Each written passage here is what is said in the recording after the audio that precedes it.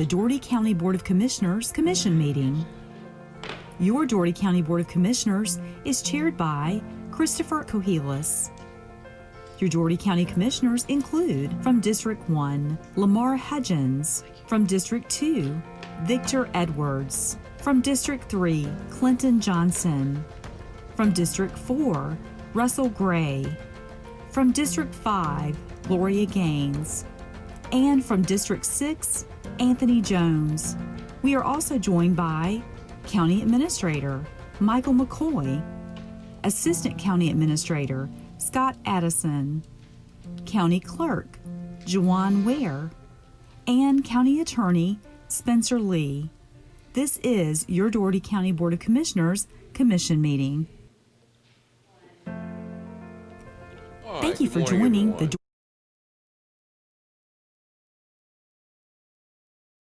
Dougherty County Board of Commissioners Commission meeting. 2020. We're going to begin with your roll Dougherty call. County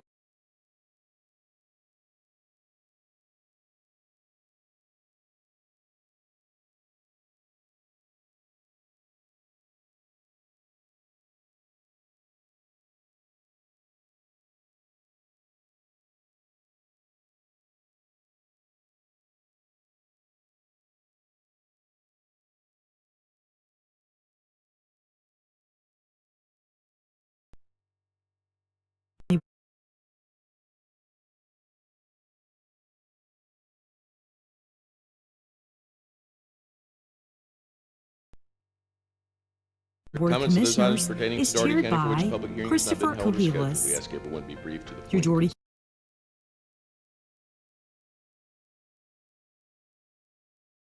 Manager for Communities in Schools of Georgia, who is present to provide an update to the Commission on the program and request a partnership. Good morning, Ms. Turner. How are you? Good morning. Morning.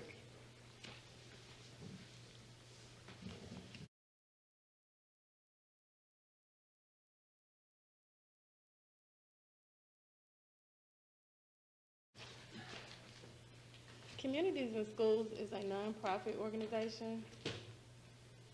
Our vision is all children succeeding in school and in life. Our mission is to surround students with a community of support, empowering them to stay in school and achieve in life. Our goal is to implement a comprehensive student service delivery model, which results in an increased number of children staying in school, at least through high school, and are prepared to move to a higher level of personal, vocational, and educational development. We serve more than 244 schools in the state of Georgia. Our motto, we provide wraparound services to the schools, to the students.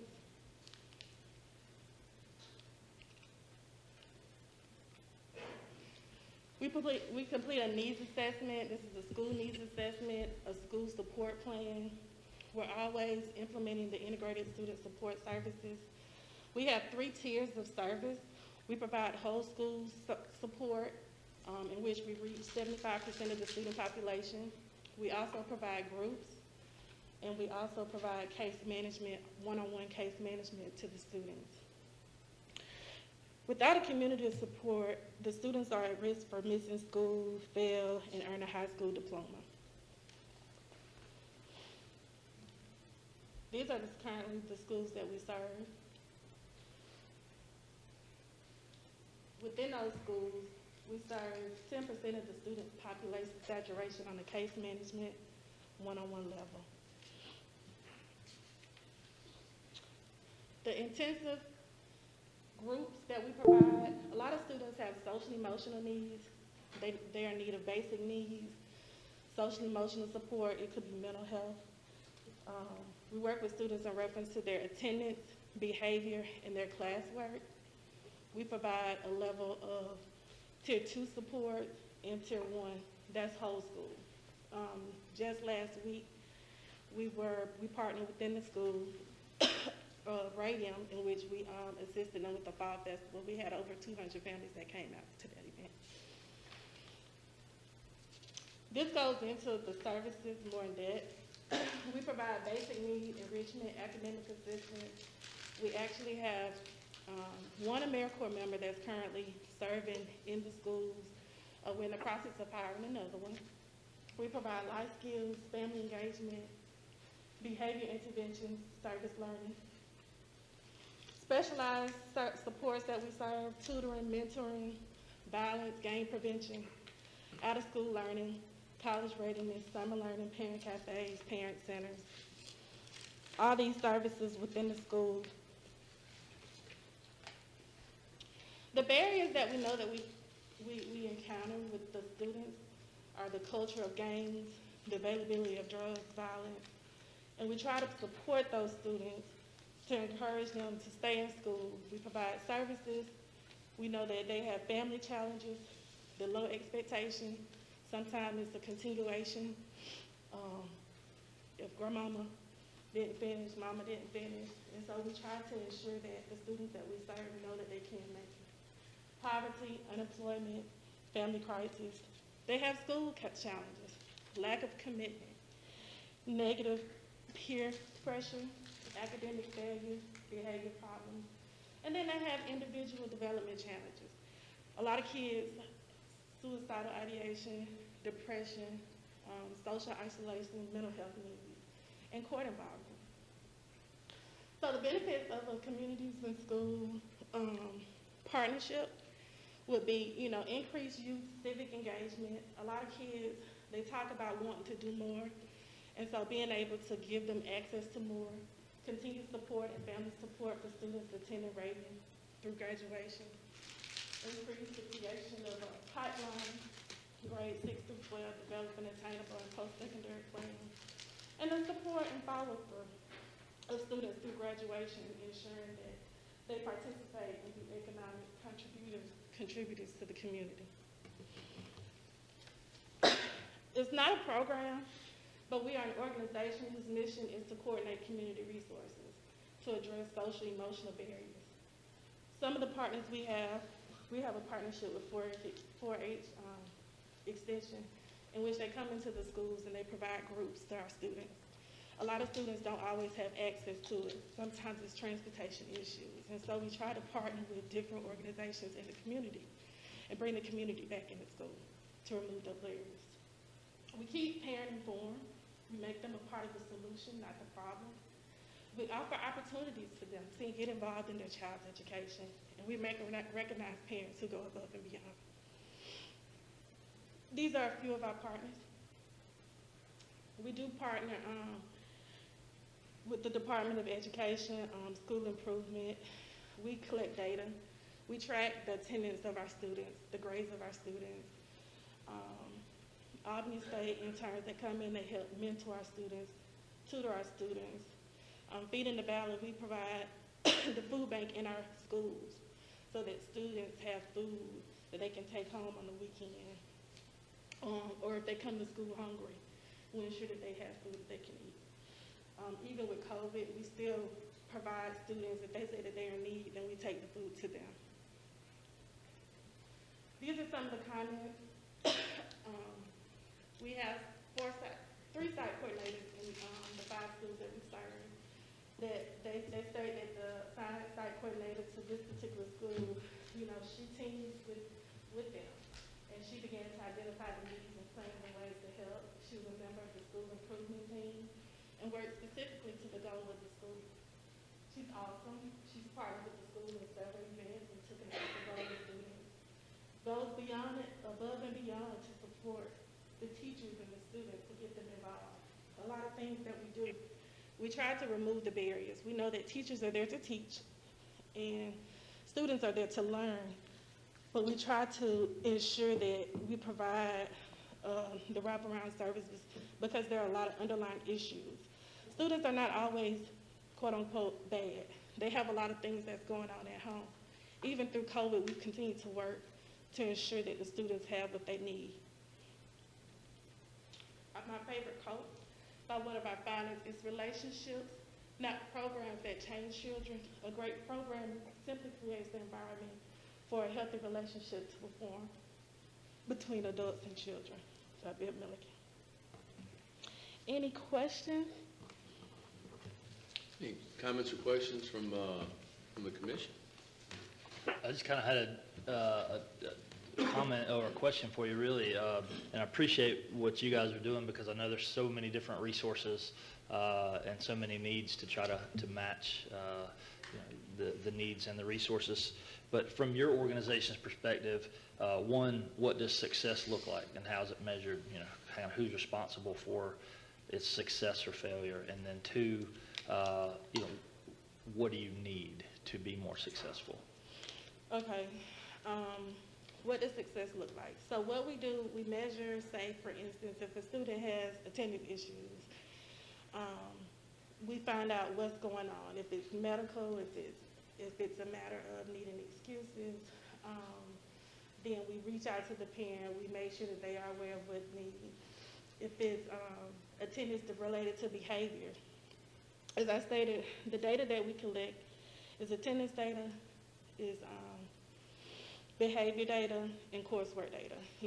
With COVID taking place, of course, it's kind of hard to track behavior at this point in time, but previously, if a student has several unexcused absences and it's related to suspension, then we work with that student to ensure that he gets on track. We work within the schools to ensure that if it's behavior needs, it could be an underlying mental health need, we'll do a referral, we'll follow up with the referral. We'll ensure that not only is he getting the needed services in the schools, but at home as well. If it's grades, we provide tutoring, one-on-one with him. We communicate with the teachers, we communicate with the parents. And how it's measured is by those. So with the services that we implement, if there's a change in behavior, he has less absenteeism. He has less referrals to the office. His grades go up.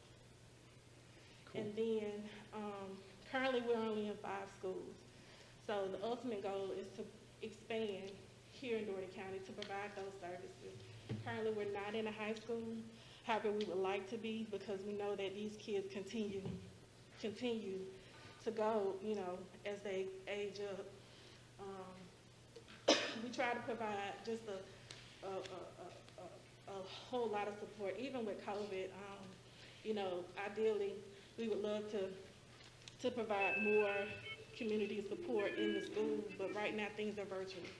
Even with some students being in school, some students aren't, and so we do have the ability, and we are offering virtual tutoring to those students. It's called aftercare.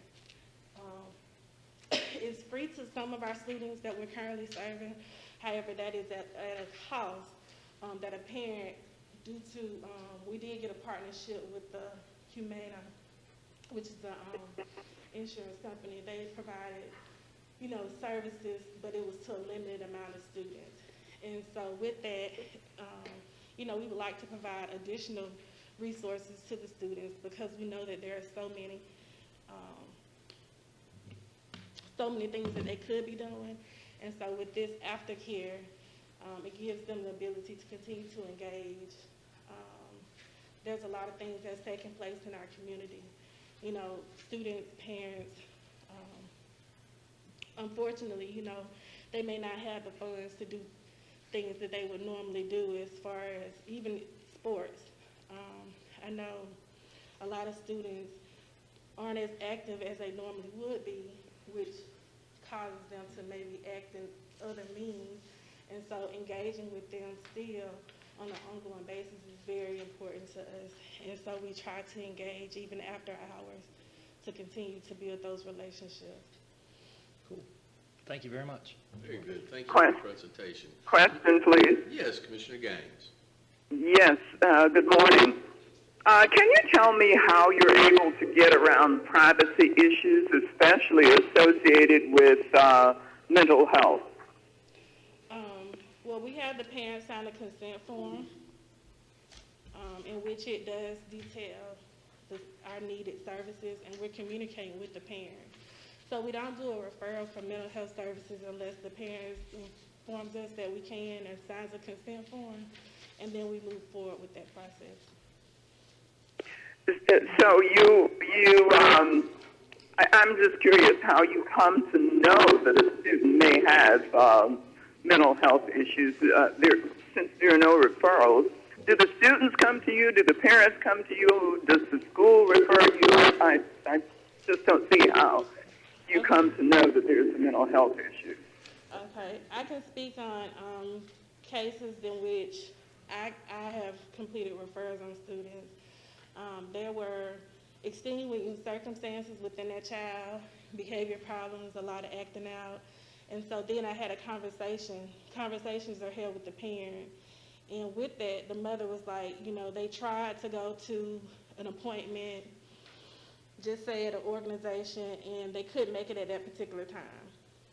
So we would have conversations with her in which I would tell her, hey, I have this form, the parent can fill it out, I could fill it out, we send it off, they contact the parent then communicates with the organization comes either to the school and it's just that parent and that organization, or they go to that home and have that conversation with the parent and assess that child, and then mom signs a release of information that gives us permission to disclose whatever those findings are to the school.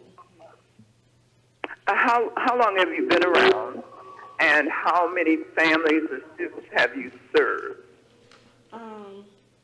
Okay, so I've been around in Dougherty County for quite some time. As far as with communities in school, 3 years. I was previously a supervisor with Dougherty County Defects, and so my experience goes way beyond this as within the nonprofit world. And we've served over 300 families in Dougherty County. Thank you. You're welcome. Very good.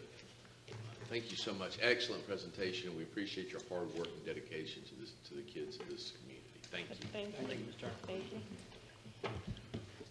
All right, next, David Hodges, Chief Ranger from the Georgia Forestry Commission, is present to update the commission on the annual report. Morning. You doing all right? Limping there a little bit. Yeah, back problems. I'm sorry to hear That's that. what bulldozers will do for you. But good morning. How is everyone? We're doing well, thank you. This is a annual report, just hitting the highlights from our FY20, which starts July 1st, 2019, and ended June 30th of this year. And like everyone else, this past year has been kind of crazy. Our number of fire breaks and burn assists were down this year because beginning of March, with COVID and everything, the state kind of shut us down from going out, meeting landowners, doing fire breaks, burning, and so we just had like one man at the office issuing permits 7 days a week and just covering wildfires. With the amount of rain we've been getting over the year, wildfires were down this year by a few on that from average, and I think we had 10. The average size was just over 1.5 acres. So we had pretty good response times, you know, with the traffic we have to deal with those low boys and dozers and everything. But last fall we finished up hurricane restoration from Hurricane Michael for some landowners, and jumped right into reading agriculture meters for the EPD. We've started doing that every year, and we started again last week in Dougherty County. Have about 150 meters to collect data from this year. Back in March, April, May, and 1st of June, we were delivering medical supplies to area health departments across the southwest Georgia and southeast Georgia. We had personnel up in Kennesaw working out of the GEMA warehouse. Pick them up, bring them like in Albany. They were delivered to the Albany Fire Department training facility. We'd pick them up and disperse them out as they ordered them. And I think we wound up doing across the state about 1,400 pallets, masks, face shields, gloves, sanitizer, all that kind of stuff. And currently, health department is using some of our facilities here in Dougherty County for COVID testing. Right. 3-4 days a week. That's running pretty smooth as long as we can keep our schedule kind of lined up and everything. And that's really about all I have. We Understood. did get a new truck and CAT D5 for fire control in the county. And That's good. Well, it's nicer than any truck I've ever been in. And I had to say that for a bulldozer. Well, we're thankful for that and appreciate the Georgia Forestry Commission's commitment to Dougherty County. Y'all have always been a great partner, and I can't say enough good things about you guys. Y'all do a great job, and we just appreciate your partnership, and thank you for the update. And I know you guys work hard and do a lot of things a lot of folks don't know that you do. Yeah, And, a lot of folks don't realize we read the well on farm, go out to farms and read the water meters on the wells for irrigation. We do that every year. That's something else. Yeah. Something else. Well, thank you very much, David. I appreciate it very much. Thank you. And Any I questions? want to add on behalf of the Board of Health, thank you very much for allowing the Health Department to utilize your facility for the COVID testing. That's been a very convenient location, and it's certainly served our citizens well. So thank you very much. Yes, sir. Y'all are welcome. All right, thank you. All right, thank you. All right, next, James Morgan, County Extension Coordinator, President, update the commission with the quarterly report. Morning, Mr. Morgan. Morning. Good morning, everyone. Thank you guys for allowing me to come and talk to you a little bit about what we've been doing at the Extension Office. You have our quarterly report from July through September, but there are two programs I would like to highlight that will be happening soon, as well as what's been going on the 4-H side. The first program, it's called, we partnered with the Marine Corps Logistics Base on a project called Project Free. The University of Georgia has secured a multi-million-dollar grant over 5 years to work with families with a educational-based program called Healthy Marriages and Relationship Education Program. So in the 5 years, we would target 7 to 14 families that have children on the Marine base, and this project will help foster relationships and economic enrichment. So not only is it talking about healthy relationships, but it also talks, we're having part of it is a literacy program, that's financial literacy program that will help the underserved and or low resource people there on the Marine base. Suzanne Williams will be delivering that project. The first 6 months we will start with just identifying the couples, and after that the educational program will begin, and each year we will increase the numbers of families that we will serve. The second project is a continuation of our relationship smarts, where we're targeting students, especially teens, because of the high STD rates.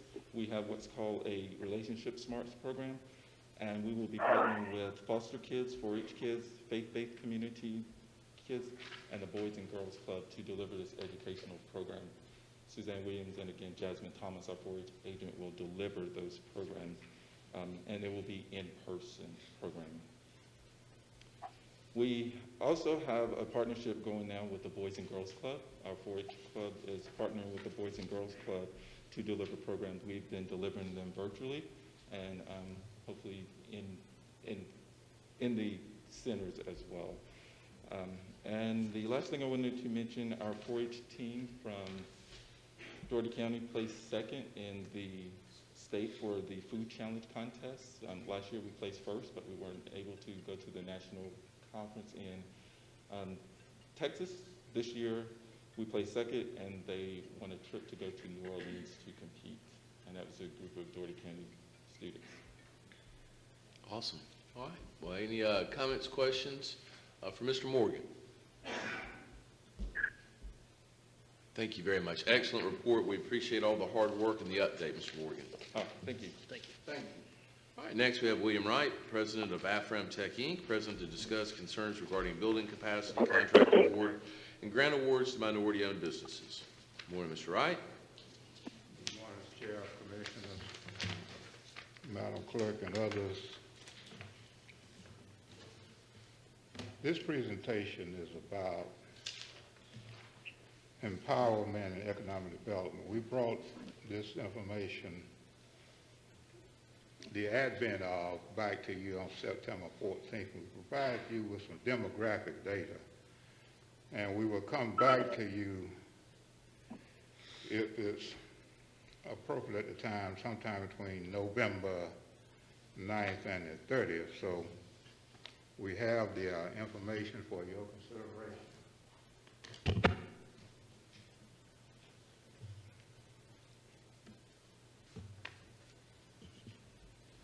What gave rise to this, we looked at the economic stimulus bill, the recent one that passed over, and minority business did not get a nickel from the SBA payroll protection business. So we brought that to your attention, as we said, and some of you, as a part of the commission, did benefit and did not disclose the fact that you either directly or indirectly benefited. So on page 1, it goes back to the huge contract that was considered on about September 14th for $1,100,000 and no minority business participation.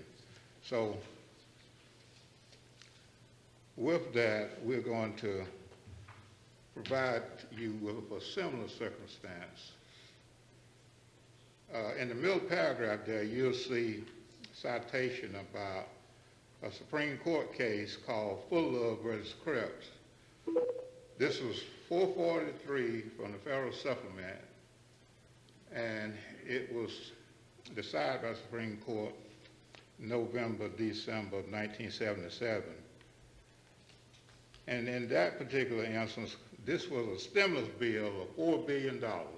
And you'll notice in 1977, the recent one that was just done was $4 trillion, so that's 1,000% increase in the amount of money that's turned over. But still, very little was going to the black or African American community. So we're asking why and giving you some reasons when we look at that.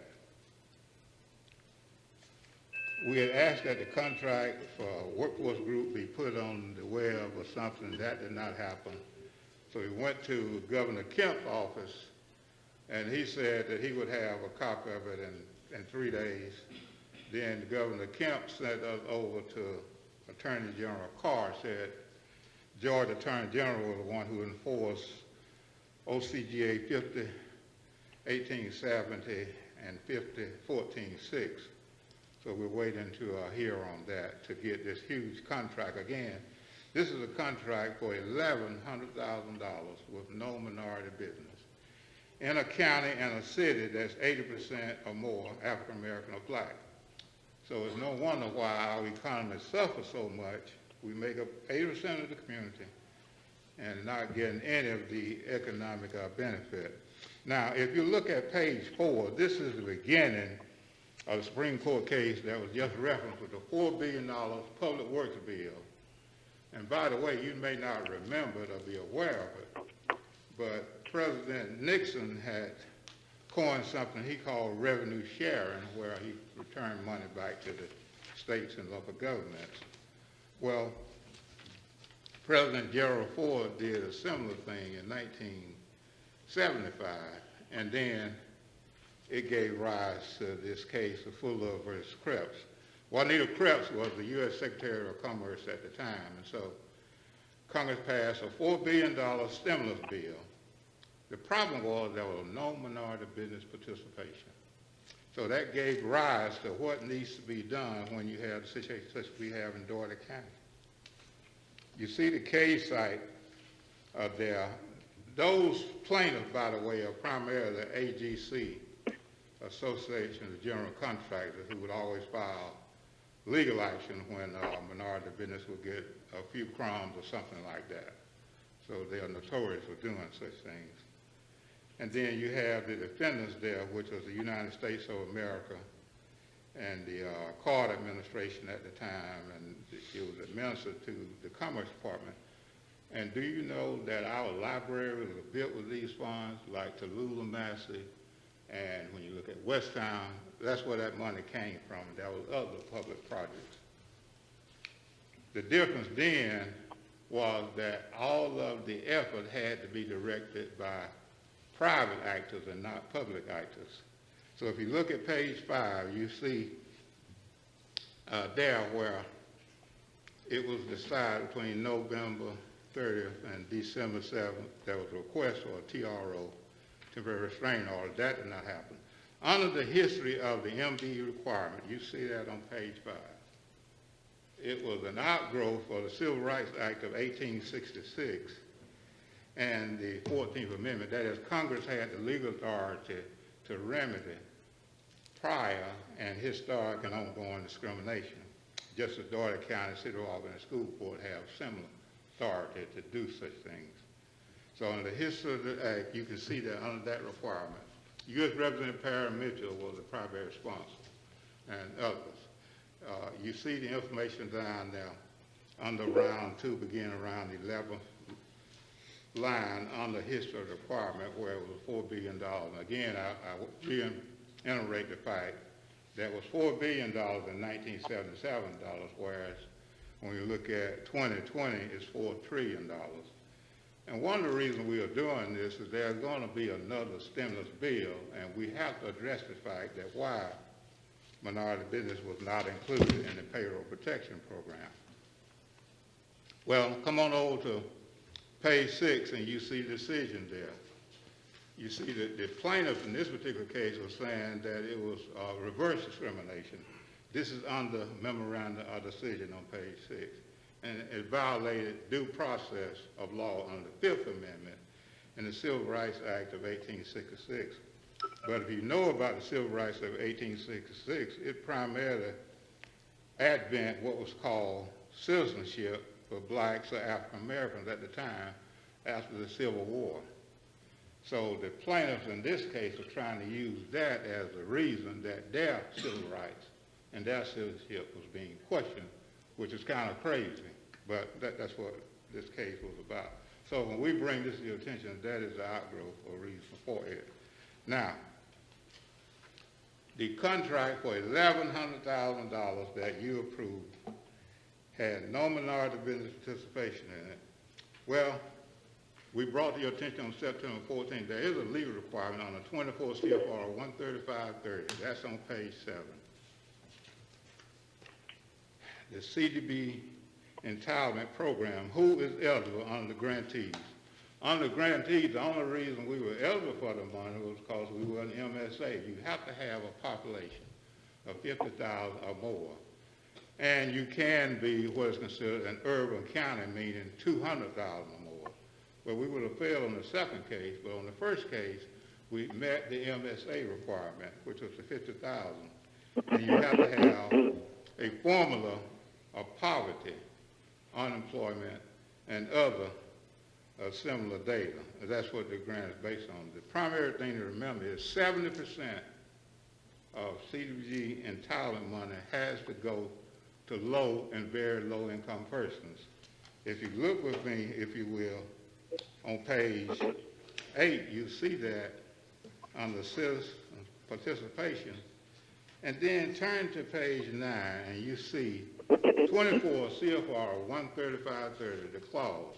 Notice all this information is underscored for you. The work to be performed under this contract is subject to Section 3 and 12 U.S.C. 1701. The purpose of Section 3 ensures employment, and this other economic and opportunities mean contracts. It's not talking about a lot of the quid pro quo things. It is contracts, economic opportunity.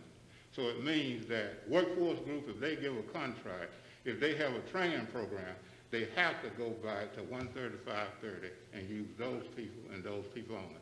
Who are those people? It would be people who live in the housing authority properties.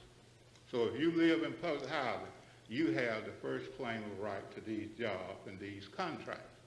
The city of Albany has something called a hub zone that comes down Overthorpe and goes all the way out to the Marine base. And hub is just an acronym that means historically underutilized businesses, which we are, and we make up 80% of the population. But yet, all this money is being spent. The City of Albany and Dougherty County Commission School Board spend $1 billion in less than 2 years, and little of it goes through the hands of African American and black people. So there's something wrong with that. But notice again, the information underscored for you under 13530. You have to do this. Otherwise, you void the contract and you direct. Everything you're doing is directly kind of opposed to what you're supposed to do under the contract. Every contract that emits from that grant has to meet this criteria. 70% have to go to low income and very low income persons. The other information there is underscored for you, and you can see that on that 13530. Now, if you turn with me on page 10, we're going to do some workshops to make sure that African Americans or black businesses, 80% of the community, get some money out of this second round of stimulus. We're going to come back to you between November 9th and 30th with the advent of that. Now, on page 11, this is a breakout of who the SBA gave that payroll protection money to. You see there LRA, Sunbelt, and Thrush. Well, if you turn to page 12, it's advertised for you, the people who receive direct benefits. The first one you see is former County Commission Chairman Jeff Senyard's company. They fell in the category a little less than $1 million. Well, under there you have Albany Heating and Air. They benefited from it. Now notice it's advertised, but not a single African American black business is on this list. Well, if you come on down, you have LRA. This is the $1 million category. And we got, not, when I say we don't talk about the African American black business community, any way one would choose to phrase that. And if you turn over to page 12, you look and you see Watson Spence fell into the category. And again, no one disclosed the fact that they benefited. Now, let me show you how this program worked. And maybe this is the reason African Americans did not get any of the money. Do you know that this SBA money turned into just a gift because you don't have to pay it back if you meet this criteria? The key to it is your 941. The 941 is a payroll submittal that goes to the Internal Revenue Service. But with that 941, you use that. And to give you a basic example, let's say your payroll is $10,000. $10,000 every month. That would be $120,000 for the year. That would be your baseline of submitted to the SBA to see how much are you entitled to. It works out to be about 15 to 20%. Thus, if your annual payroll, and that's what it's based on, annual payroll is $120,000, you submit that, and then in turn, you will get $25,000 that was a gift or grant that did not have to be paid back. Let me show you something. Now, if you look on this page here on the $1 million or $2 million, look at who got that money. And this is the thing that sort of blows you away. Why we did not see Pretoria Field on this list? Why we not see Pace Work Company? I'm talking about the people that the city gave $1 million or more to. Why are they not on this list? The Flint, why are they not on this list? Pretoria Field, we gave them over $1 million. Pace Work for the New Orleans Hotel. Gave them a hotel and $1 million. Why are they not on this list? See, you have to understand that, but again, it's your 941. The 941 is the key because it's your annual payroll. You take your annual payroll and you divide that by 12. In the instant case, if you divide 120,000 by 12, you're going to come up with $10,000. You take that $10,000 and then use a multiple of 2.5. That's $25,000. That's how much, in this instant case, a firm would not have to pay back. It would just be a direct gift. And you have 2 years to use that money. Primarily, you can use it for payroll, you could pay for utility bill and rent. You could not remove any of those people who are on the payroll beginning on about February 15th of 2020. You cannot reduce your payroll. If you do, it reduces the amount of your grant award. So, the other interesting thing that I would bring to your attention, if you look under $1 million or $2 million, Sherwood Baptist Church fell, that's $2 million. And then you notice on down further, you see the Ark. The Ark used to be Sherwood Christian Academy. They got $2 million. But yet, African American business did not get a nickel. Now, something is wrong with the way this thing is set up. That you're 80% of the community, and you do not get a nickel of these programs that come around to rebuild the community, just as was in the case of Full versus Crest. So the idea is we'll come back to you on November the 9th or 30th, depending on how the schedule runs, to show you what do we have to put in place to build capacity so that our businesses can again have an opportunity. Some of the money will turn over, and to make sure we not end up with zeros down here. I mean, not get anything out of this kind of, can you imagine getting $5 million and not having to pay it back? See, your hourly wage, your base and annual pay, $7.25 an hour is $15,000. So if you only got a $50,000 grant, that means that most you could only hire 3 people, and then you'd be broke again. That's what we have to understand. This is why we have to build capacity.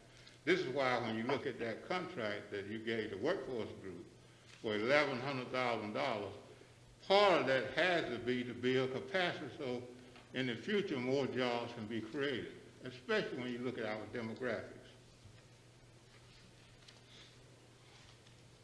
So, Mr. Chairman, Commissioners, Madam Clerk, Mr. McCoy, that will end what we have this time, and we will come back to you to follow up again on those days if it's willing to see if there are any questions.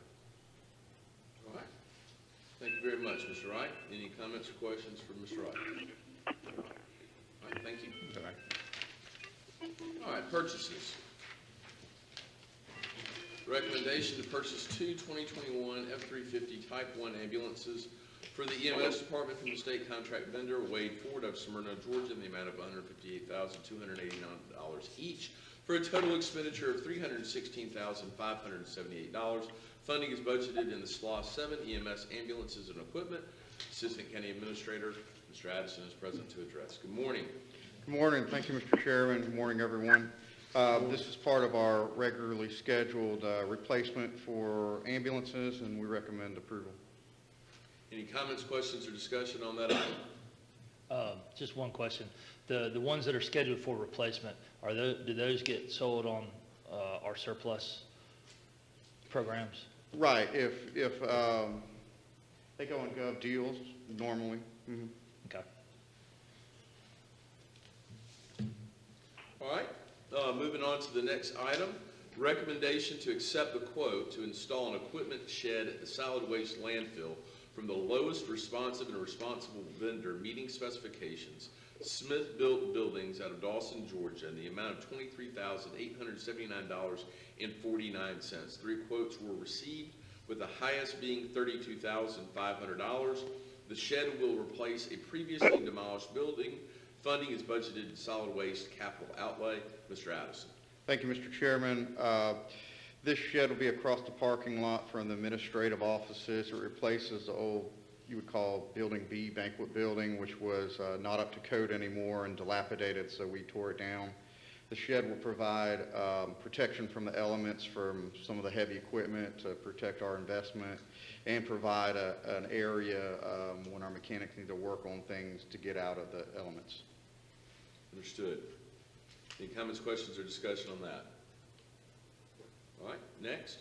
Recommendation to accept the quote to replace 6 security cameras at the jail from the lowest responsive and responsible vendor meeting specifications, Cooper Craft out of Tifton, Georgia, in the amount of $23,676.99. 2 quotes were received, with the highest being $26,045. Funding is budgeted in SPLOST 7, jail improvements. Mr. Addison. Thank you, Mr. Chairman. These cameras will integrate within the existing system out there. They need to be upgraded, and we recommend approval. Any comments, questions, or discussion on that item? Being none, we'll move on to additional business. Recommendation to approve, thank you very much, Mr. Addison. Recommendation to approve the alcohol application from Creekside O2 LLC, Sunita Patel licensee, DBA Creekside 2, at 1900 Weymouth Drive, Suite B, for beer and wine package. The Albany Dougherty Marshal's Office recommends approval. Chief Anthony Donaldson, Business and License Support Department, will address. Good morning, Chief. Good morning, Chairman, Commissioner.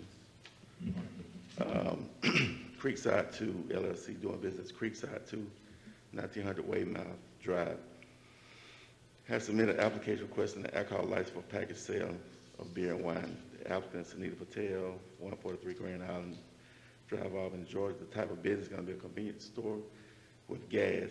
The planning department has identified its location zone C2 and is in District 1. This requirements must be greater than 200 yards from school, 100 yards from churches. Nearest school is Robert Cross Middle School, 324 Lockett Station Drive Road. It's over 3,000 feet. Nearest church is Christian Life Missionary Baptist Church at 3980 Gillianville Road. It's over 1,500 feet. This is a newly constructed location.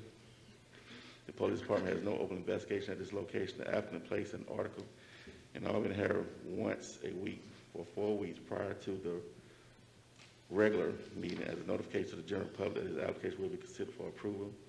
The applicant and location meets all approval, and staff recommends approval of this alcohol license. Is this the locations at the corner of Gillianville and Weymouth? Yes, sir. The one going across the street? Sir? You got the one, is this the one that's already existed, but this is the one across the street, right? It's on the right-hand side. Yes. It's newly constructed. One is built right beside. I guess I had a misunderstanding. I thought that was that same store on the corner. The Liberty one? So there's not, so it's gonna be a new location? They've been leasing that location. and Yes, built- yes. Yeah, that's what I'm saying. Yeah, so it's the same store. Well, the same operators. Right. They don't own the across- property, but yeah. They're going across the street. Yeah. Because they're gonna close the one, because that was the one I had concern about. Oh, the right, tanks. right. Yeah, okay. So they're gonna close that one? Yep. Yeah. I didn't know that. Yeah.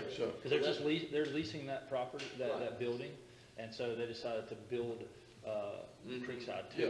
Right. and Which move is a their- good thing, their yeah. Yeah, business. so that's why I was worried about the tanks. Right. Right. Gotcha. Okay. All right, very good. Any other comments, questions, or discussion on that item? Yes, sir, Mr. Chairman, I have a question. Mr. Johnson? Yes, sir. So one license is for sale and one license is to consume. Can you say that one more time, Commissioner Johnson? I'm sorry. License A, item A, that's for sale, and item B is for consumption. Yeah, there's 2 concepts under one roof. If you look at Creekside 1 in US 19 North in Lee County, you'll see that they have the temp coffee on one side, Yeah. and they do have a little tap room there where you can consume beer, but you can buy it in the convenience store part on the other side, beer and wine. What's good? Got it. Thank you. Very good. All right. Thank you, Commissioner Johnson, and I'll go ahead and call that item as well. Recommendation to approve the alcohol application from Temp Coffee and Brew LLC, Viral Patel licensee, DBA Temp Coffee and Brew at 1900 Weymouth Drive, Suite B, for beer and wine consumption. The Albany Dougherty Marshal's Office recommends approval. Chief Donaldson. Again, this location, Temp Coffee and Brew LLC, doing business Temp Coffee and Brew, 1900 Weymouth Drive, has submitted an application requesting alcohol license for consumption of beer and wine. The applicant is Viral Patel, 2220 Friar Tuck Lane, apartment 11, Albany, Georgia. The type of business is a pub tavern. The planning department identified this location zone C2 in District 1. This requirement must be greater than 200 yards from school and 100 yards from churches. Robert Cross is the nearest school. Christian Life Missionary Baptist is the nearest church. Newly constructed location. The police department has no open investigations at this location. Applicant placed an article in Auburn Herald once a week for 4 weeks prior to the regular meeting as notification to the general public. This application will be considered for approval. The applicant and location meets the requirements, and staff recommends approval for the alcohol license. All right, any comments, questions, or discussion on that item? All right, we'll move on to the next one.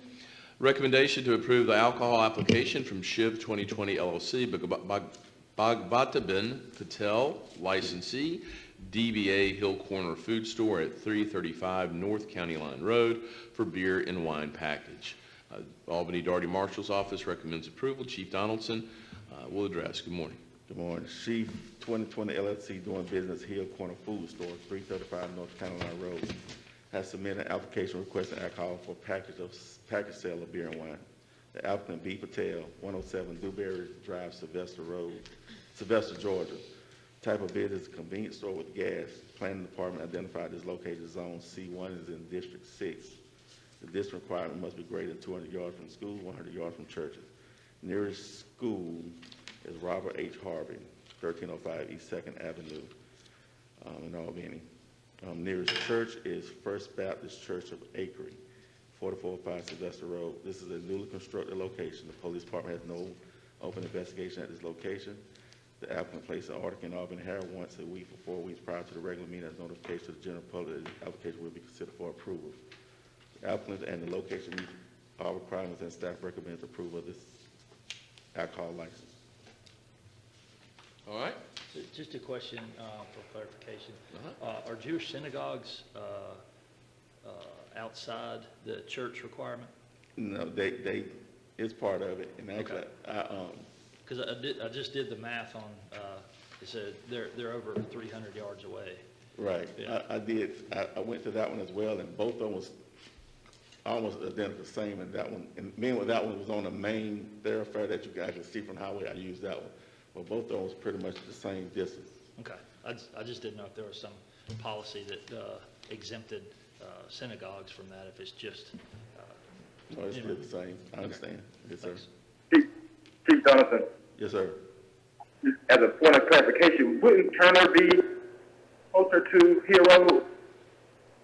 It's not going to matter, but Turner Elementary on School Street.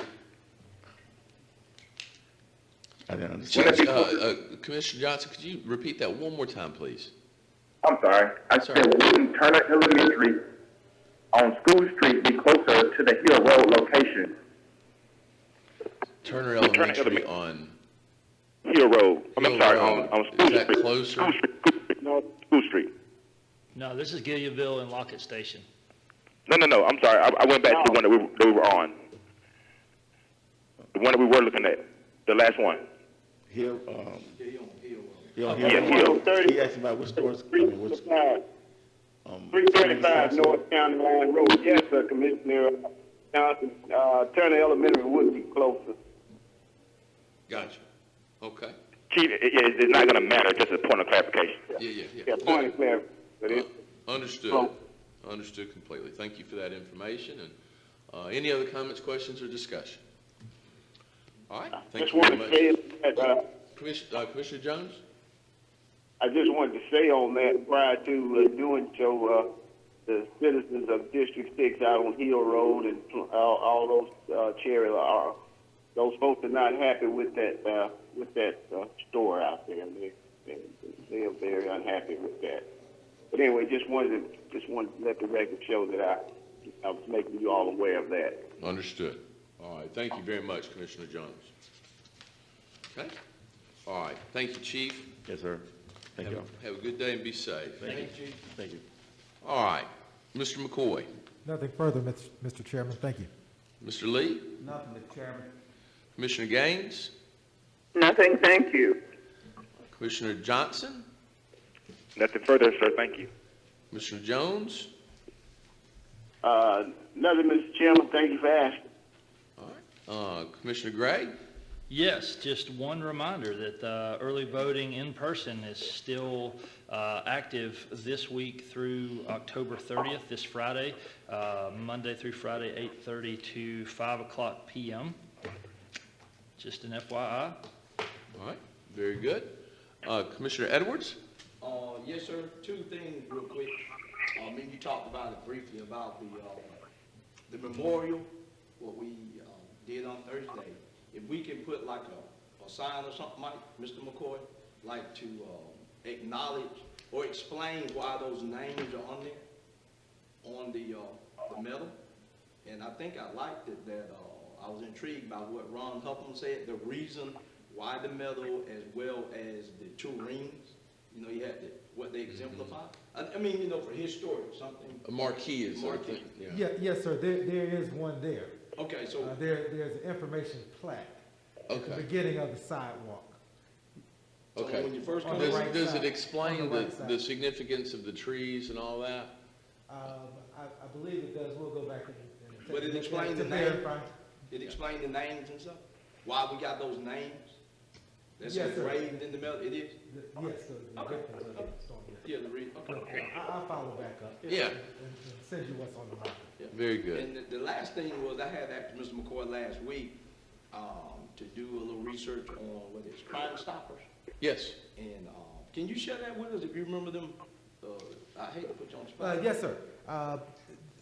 From the beginning of the year, Crime Stoppers has paid out, I think, close to $1,000. Most of the awards are between $25 and $50.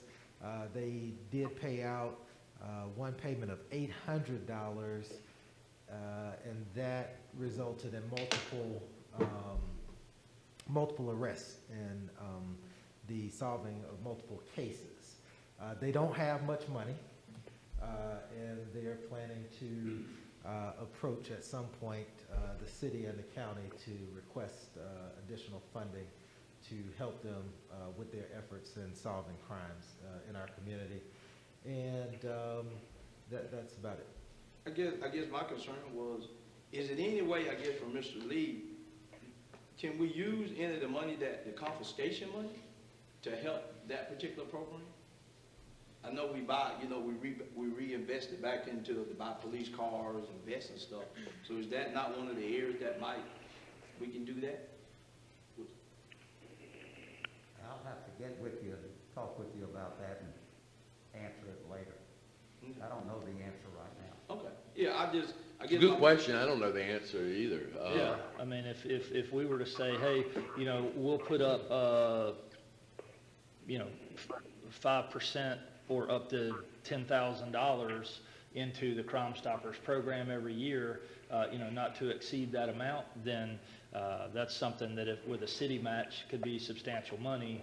You know, my time in working with that board, the biggest challenge is people understanding that they're not calling APD. So you're not calling someone locally that may know you, that may know someone who knows you. You're actually calling a line outside of the United States. It's actually in Canada. You leave a recorded message, therefore your information is left outside the United States and cannot be subpoenaed by U.S. courts. So you're assigned a unique number to track your case, and so if you want to call and see if they have made any progress on arresting someone associated with that case and see if you're eligible for an award, you can call a number, put in your number, and they will notify you. You do pick up a check locally, but it's a completely anonymous situation where one person at one bank in town puts an envelope on the desk with that number on it. You just come in and pick it up, no questions asked. So I would encourage people to understand that process, that Crime Stoppers is truly as anonymous of a tip line as you can have, and you shouldn't feel fearful that local people can see, you know, who called and what information was left. So That's a very great point. I just want to, go ahead, Commissioner Clinton. I'm sorry, but Mr. McCoy, is there something that maybe we can look at with the Edward Byrne Memorial Justice Grants we get with the DA office to see if they have funds that can go into Crime Stoppers like they do for violent crimes? Or for victims of violent crimes? The DA's office, I think that's a great point. Especially after the DA's office has got a certain amount of forfeiture money that they've gotten, and it had a rather large settlement about 2 years ago. I think they've got a fund of about $700,000. I think it'd be great for them to help put some money towards that. And that was the reason I wanted to open up a conversation, what role we can play. Oh, I think that's a great. On the county side, if that's one of the, I guess, where we can contribute, because, I don't want to, when you do have a crime, it's not necessarily saying it's in the city, it's in the county, but if that's a role that we maybe can come in and help assist in the youth violence or violence period. I was just looking at the amounts. I also want to acknowledge that all that knowledge that Commissioner Gray had, we got sworn in together, we know all that extra stuff. Very good. Very It took good. us all the way to Canada and came back. That's very clear. Yeah, that was pretty good. Mr. Chairman, Yes, Commissioner Jones. Yeah, I want to back up. I want to back up a minute to the Raven Spring Memorial.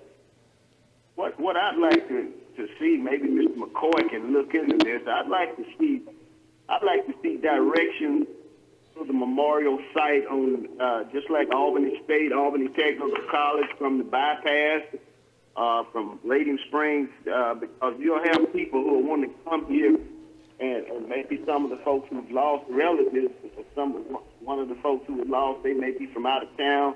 And I think it should be just an easy way. A lot of people, I think it's going to be a great area to sightsee because it draws them on over to Raven Springs as well.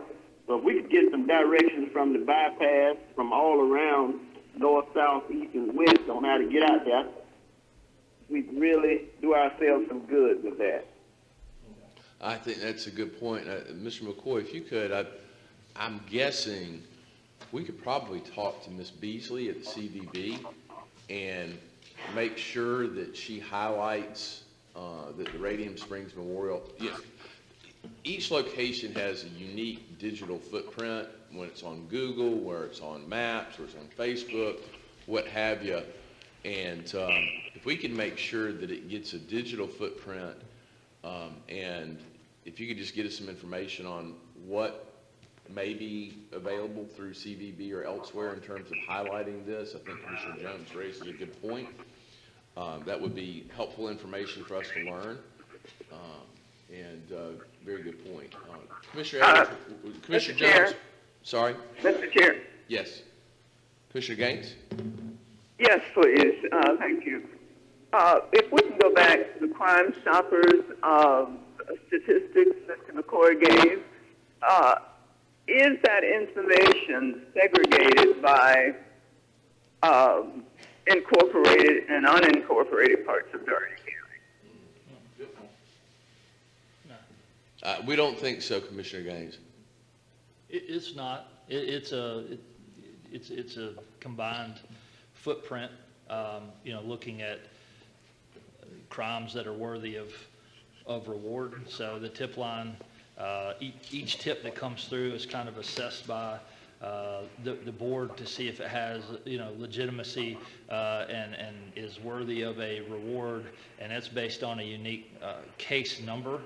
So none of the actual informants' names or recording is used to determine, who that might be.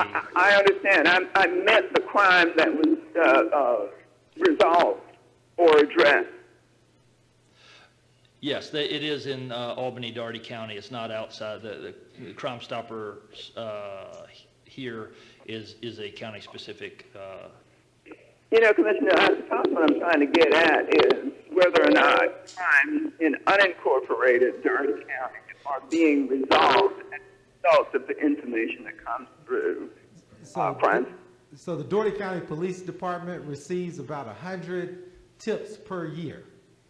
And those tips do lead to the solving of crimes in the unincorporated area. Thank you. All right, very good. All right. Commissioner Edwards, did you finish? I'm sorry. Yes, sir, I'm finished. Thank you, Mr. Chairman. Absolutely.